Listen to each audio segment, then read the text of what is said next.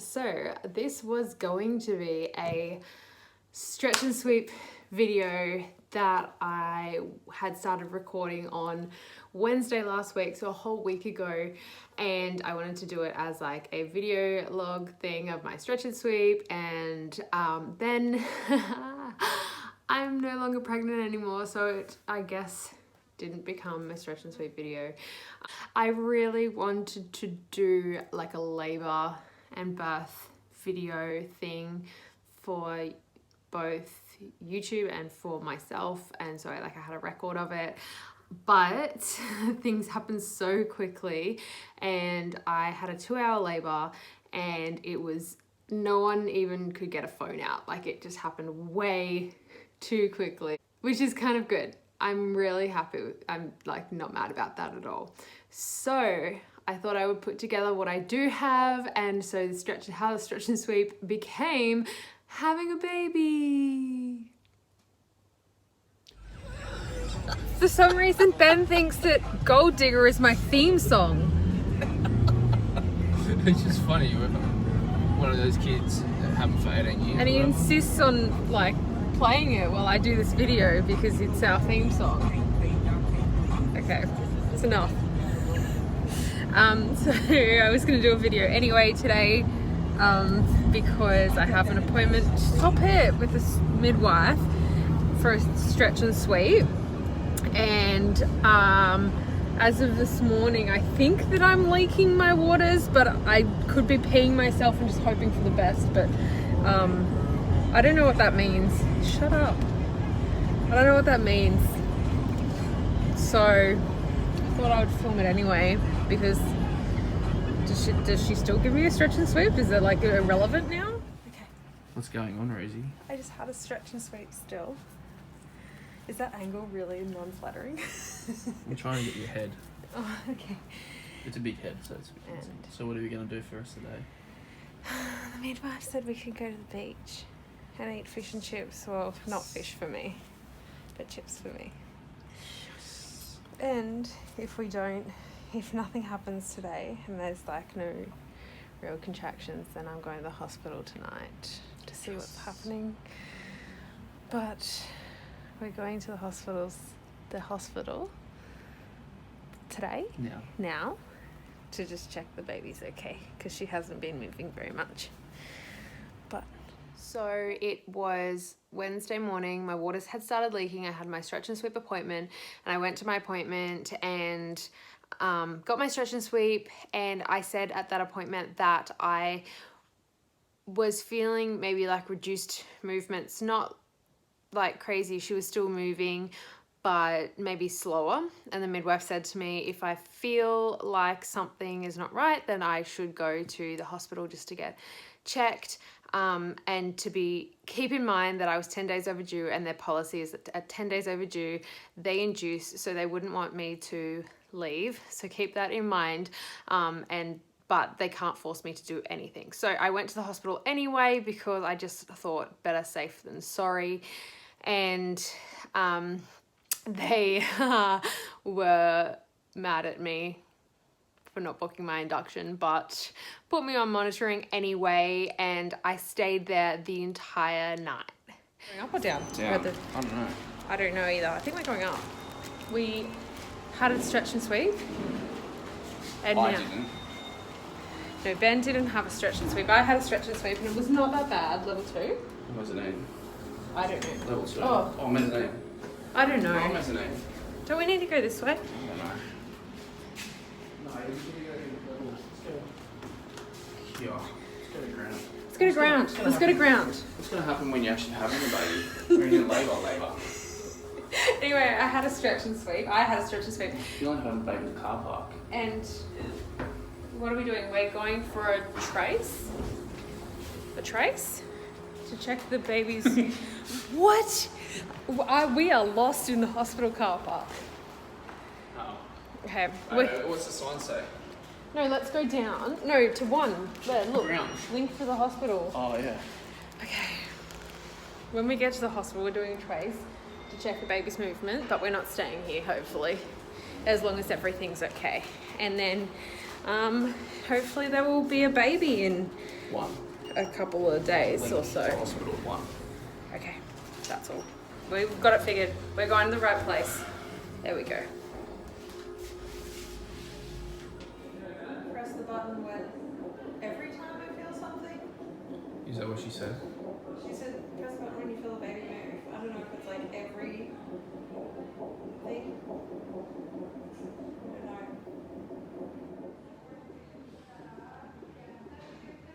So bored. Okay, so I came to the hospital at 1 o'clock. It's now 5 o'clock. And they won't let me leave.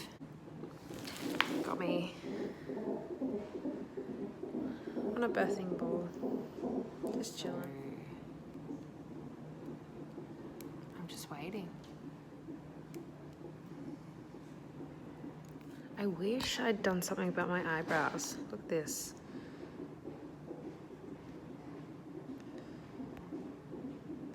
Can you see that? It's horrendous. So that night I came in, and because I was 10 days overdue and I had been diagnosed with gestational diabetes and I had had high blood pressure, and obviously my waters had started leaking. So the doctors were adamant that they wanted to induce me then and there, get it over with, in their words, get it over with. And I was like, why not just wait until labor starts naturally? Like, it's more than likely gonna happen. My waters just started leaking, so I'm likely to go into labor within the next 24 hours. And said if I still hadn't gone into labor by the morning, then I would have an induction. And so I stayed there during the night. I had like doctor after doctor come in and tell me that I was wasting hospital resources. By the way, I paid to be a private patient. So not only did I pay privately, I also pay publicly through my taxes. So thank you very much.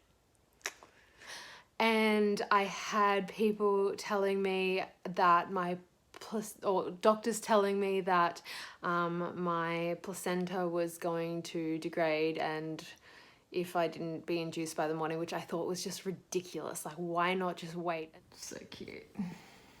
Why? So we just changed rooms to our own private room. It's adorable. We're staying here overnight. See, look, it's dark outside. Are we gonna have a baby? Finally, eventually, yeah. Probably, yeah. One day when we're like responsible adults, we'll have a child. I know. Not. You comfy? Mm-hmm. What is this shit you put on TV? I just put Channel 7 on, so that's pretty shit. Posted in my video that I wouldn't pack shampoo and conditioner, but I made Ben go get it for me because how much better does it feel with washed hair? I don't know. It feels really good. I definitely didn't expect to be in hospital this long. It had got to about 4 o'clock in the morning, and I knew at that point, because my waters had been leaking for so long, I needed to get antibiotics anyway. So they put me on an antibiotic drip, and I said, yep, that's fine. We can start the medical induction process, because I said I would wait till the morning. Nothing's happened, and yep, let's get on with it. So broke the rest of my waters. They put me on a fluid drip and they gave me an antibiotic drip as well. And so that whole process of like putting that drip in, it was like at least, I don't know, half an hour, 45 minutes, something like that. And so it had been about 4:30 when I'd started having contractions, and I was like, no, it can't be. And I actually had started going into labor naturally at about 4:30, just as I'd agreed to a medical induction. And so I had my antibiotics, had my fluid, and by the time that I was done, I was actually having really strong contractions. And at that point, Ben and I agreed that it was fine that they started me on a small amount of the oxytocin drip just to make sure things were progressing nicely. It got to about 5:30, maybe a little bit later, so 5:30 in the morning. So I'd been in labor for about an hour and contractions started getting like quite a lot stronger, and they just started me on like the minimal amount of oxytocin drip. And I remember Ben, I could hear him saying like, is the contractions getting stronger because of the drip? And my midwife was like, no, there's no way, because like they've literally just started the smallest amount. There's no way that that could be. And within the 2 hours in total in labor, so it started contractions at 4:30 and Bubby girl was born at 6:30 in the morning.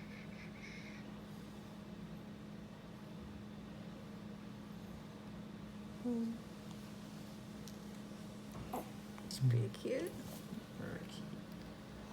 I am so glad I stuck to my guns and I knew what I wanted, and I trusted my body, I trusted my baby. Ben and I both agreed that we were doing the right thing. My midwife said, good on you for sticking to your guns, even though I had all of these doctors kind of like, they honestly, I swear they hated me.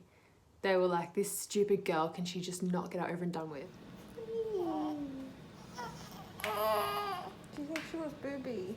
No, she just wants to sleep. She's so tired before. Pain relief. I always said from the word go that I didn't want an epidural, only because I wanted to feel everything. Even if I wanted an epidural, I probably would not have had time to get one, to be completely honest. So I did use gas towards the end. In the last like 15 minutes I had gas, and I don't know if it did anything, but I feel like it helped me like concentrate my breathing. Yeah, it was actually just the most empowering experience, knowing that I just trusted my body and trusted my instincts and what I thought was best for me and my baby. So that is, in a short version, my labor story. It was really short, and Ben was amazing. Like, we had like obviously discussed beforehand what we wanted or what I wanted, and he, you know, put the lights down low, he put some music on, he rubbed my back, he was there for me, supported me the whole way. He was so beautiful, and he showed no sign of weakness, so that was amazing. But yes, I did get the natural spontaneous labor that I wanted, with a few drops of oxytocin at the end, but it definitely didn't go the way that I had planned. So I honestly thought, you know, often a first time labor, it will go for like a day, and I, you know, thought that my labor would start and I would be in bed and I would wake up and I'd be like, oh, I feel, you know, a little bit of pain, and then I would go for a walk, and then I'd maybe like rest a bit, and I'd be at home for 12 hours, and I'd like mosey on into the hospital, and then like another 12 hours later I would give birth. The dog is snoring. I don't know if you can hear that. And it definitely did not happen that way. But regardless, it was the most positive experience and I loved it. When people are like, did it hurt, or like, how was it? I'm like, honestly, it was amazing. And I didn't feel the pain. I felt the contractions, and I felt strong, empowered, and I felt like I was in control. And I think that was due to the fact that beforehand I didn't let any negative like birth stories get to me. I really worked on visualization. I trusted my body. I, you know, have long held the belief that our bodies were made to do this. As women, we are built for this. Our bodies aren't going to give us something that we can't handle. So if you are watching this and you are pregnant or worried about your birth or anything like that, then I just encourage you to not listen to any negative birth stories. Trust your body and trust your natural human instincts.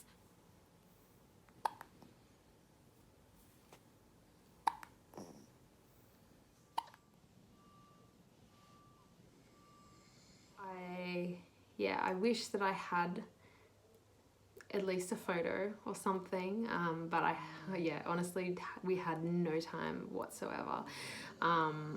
My contractions were like so close together, so hard, and fast, and yeah, just did not have time. My next video, I will have to introduce you to Ayla. She is gorgeous. I could be biased a little bit, but she is literally the most beautiful thing I have ever seen in my life.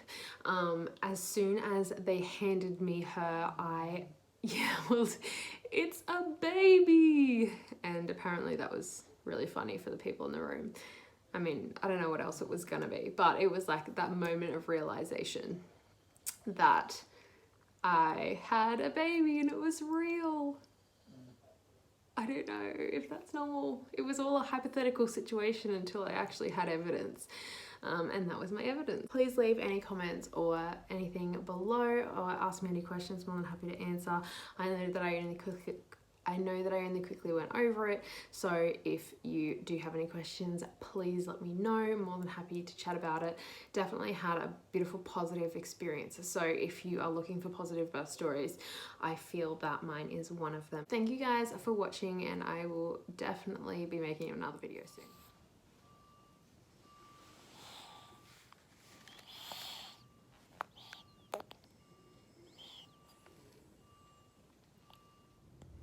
And we are passed out on the way home. You're on your way home. Look at their little head. Oh,